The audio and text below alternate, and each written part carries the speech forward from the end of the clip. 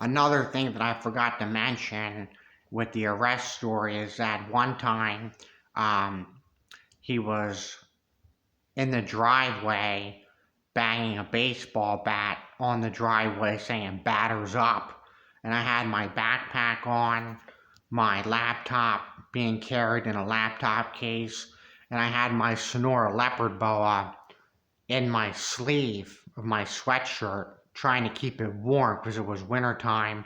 I was trying to get off the property because he was being crazy and psychotic, and I was trying to get across town into Jeremy's hallway where it was warm and to get my leopard boa.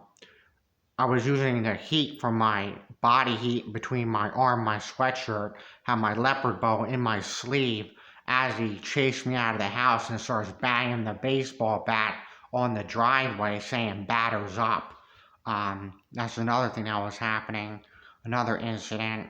And another time, there's a hallway in the front part of the house.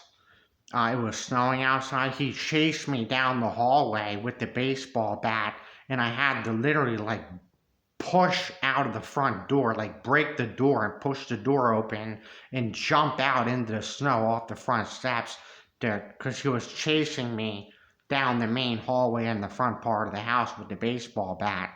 That's another thing that happened um, that I forgot to mention in the other videos.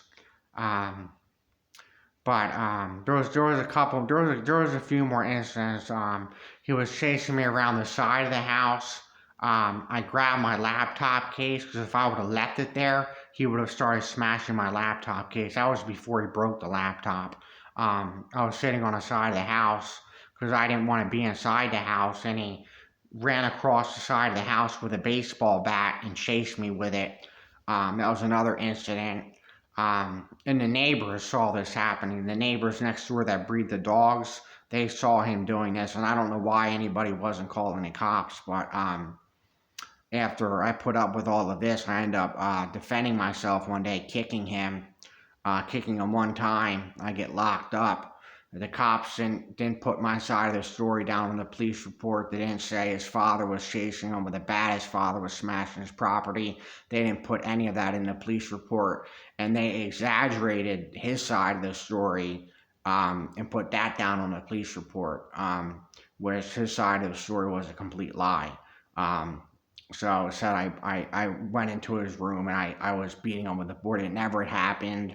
It wasn't consistent with the photo that was taken. I kicked him. That's all I did. If I would have broke into his room and beat him with a board, he would have been in the ICU. It never happened. So, and this was Lower Province Police Department in Royersford, just so everybody's aware of it.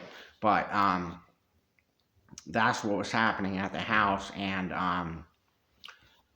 so there was another situation going on that I can't talk about, which is why I forgave my father for what happened, and I utilized the opportunity to get books mailed to me, some tea mailed to me, and some Boost nutrition drinks and stuff like that. He dropped me off some cigarettes, $100 a couple times. So I made up with him, and I told him that it's not your fault. If Montgomery County wasn't doing what they're doing, they're sending everybody to a state hospital, they're having everybody medicated, they're putting everybody in psychiatry, and sending everybody to RTFs and group homes. So it's not his fault. They denied me a fair trial. I never got to go to court for it because they declared me not competent.